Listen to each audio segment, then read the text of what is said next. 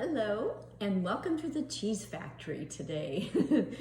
I am going to make cheese in my Epicure Cheese Maker. And I'm just going to show you how I do it because I've been having so much fun this week. I've had this for a while and I've made it several times, but all of a sudden I got really into it.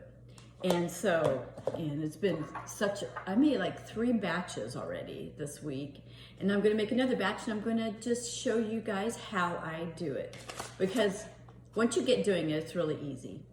And you get this little cheese maker, you get the insert, that's the strainer, and you put your milk in here and you microwave it. And I'm going to show you the other steps. So we'll start like this, and you get your little cheese maker, and it has instructions, which you'll want to read several times over, just so you really get how to do it, because it's kind of important to really follow what they say. And so what you need is milk, and you can either use your nut milk. I haven't tried that yet, but I will. You can use soy milk. This is whole milk. I'm going to get some goat's milk because I love goat cheese. So I need to get me some goat milk and whatever milk you want to try. And if you want to use almond milk or oat milk, really, how do they milk the almonds? Just kidding. But actually, I've been using it, so it's kind of good. And so let's get started. You need your milk and you need your acid, which could either be lemons or vinegar. Last time I used vinegar, the time before I used lemons. I kind of like, since I'm going to be using today the urban garlic seasoning, I'm going to use the lemon. And yesterday, this lemon dilly is so good. I made that, and you definitely want to use a lemon for that. And you could just use you can use a white balsamic vinegar or whatever, or just plain vinegar is just fine. So let's get going because there are several steps to this. And so you take out the strainer. The first steps are really easy. But first of all, okay, so this will happen. 100% sure it probably will.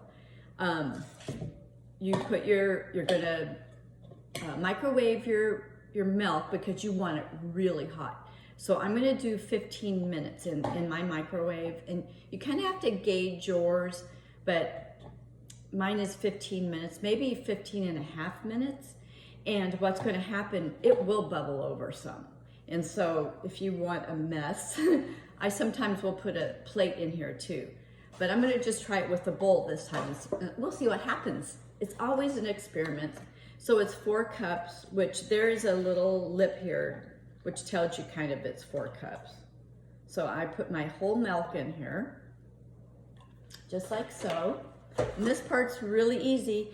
And I just kind of put the lid over a little bit like that, because just to keep it from really bubbling over. And so I'm going to get it in the microwave right now. And 15 minutes.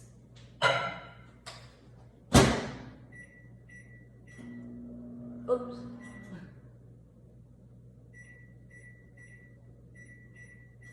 On high. You definitely want it on high. Oh, the lid's on there. Oh well. Because what I do is I use the lid to put the acid and the salt in there. But you know what? I will do that when I get this out, so no biggie. So I will come back and we'll do our next segment in just a minute. 15 minutes. Bye.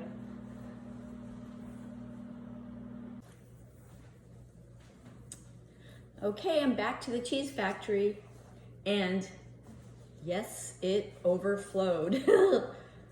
Oh, look at that. But no worries, because I use the leftover. I use it in my baking, in my sourdough bread. So that's just what happens. Sometimes it's worse than the others. Today it was pretty bad.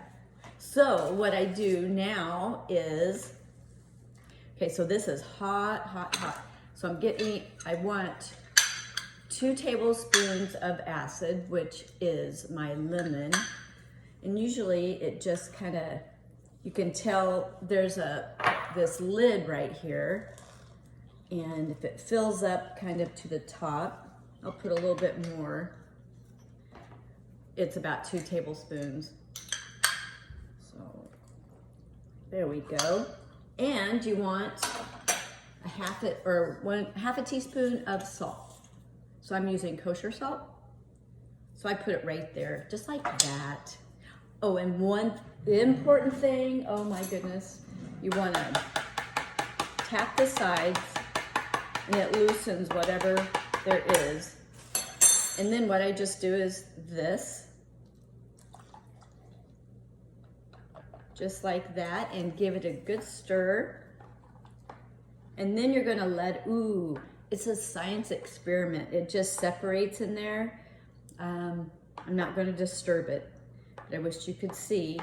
And I will put the seasoning in at the next step. So this has gotta sit right here on the counter for 30 minutes. So I will come back and we will do the next step. So see you in a little bit. Bye. Hello. I'm back for the 3rd step of our cheese making. And it's kind of bright right there and my windows are dirty. So here we go, and we've got our curds and whey. And what I'm gonna do is I'm gonna add my urban garlic seasoning.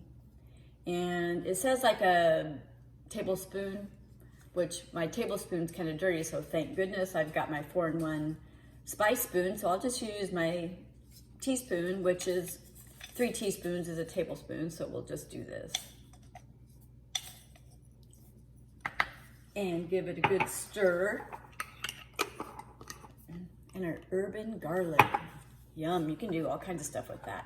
So, giving it a good stir. And next I'm going to strain it.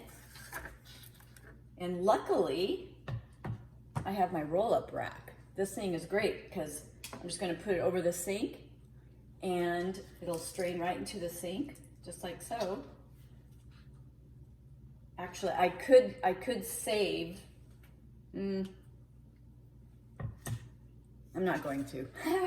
Next time I will. I could save the whey, but I'm not going to. Actually, I should have, because I did make sourdough yesterday with my whey from the Paris Bistro. I made a batch of Paris Bistro bread, so it's really good. And that would have been great. So you just want to do this. If you can see, I just kind of tap down the curds. Here, I'll show you in just a minute. Let me get this.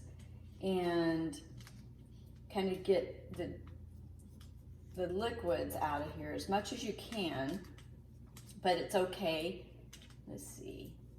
And you could actually, if you wanted to even kind of like more of a cream cheese type of thing, you could get your immersion blender and blend it and really make it creamy. But now what I'm going to do is it's going to go just like this. Actually, let me show you first. You can see. See what it looks like? It smells wonderful. And so what I will do, I'm just going to get my cheese maker bowl. I'm going to put it right back in here like so. And it's going to go in the fridge for about at least an hour. And I would say maybe more, but an hour will work. And then I will show you the next step, and that's the fun step because that's the eating step. It'll be ready to go. So how fun is that, and what a great project to do with the kids. They learn science and cooking at the same time. So I shall return. Bye-bye. Hello, I'm back finishing my cheese making video, and I just took it out of the fridge. It's been about 2 hours now, and so this is how it comes out in its little strainer. And I always like to tap the side and loosen it up with a butter knife. Hopefully it'll come out okay. It looks really good. Let's see. Ooh, there we go. Check it out. Fresh cheese, urban garlic cheese. And this is how I finish it. This is really what makes it taste amazing. And I've got some good olive oil. I just finish it with some good olive oil, just like that. And some flake Jacobsen salt. You can put some fresh herbs too if you in the summer if you like. And then, okay, so I make my homemade sourdough. So I cut a piece of this. Let's give it a try, shall we?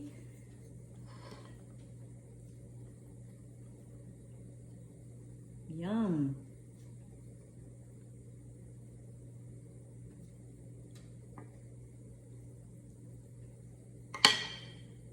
I almost want to put a little bit more of the olive oil, because this olive oil can just drink it.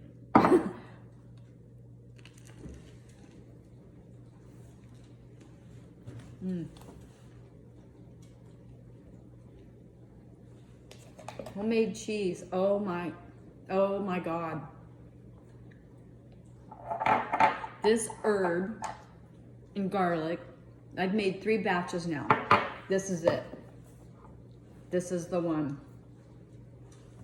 Hallelujah, love it.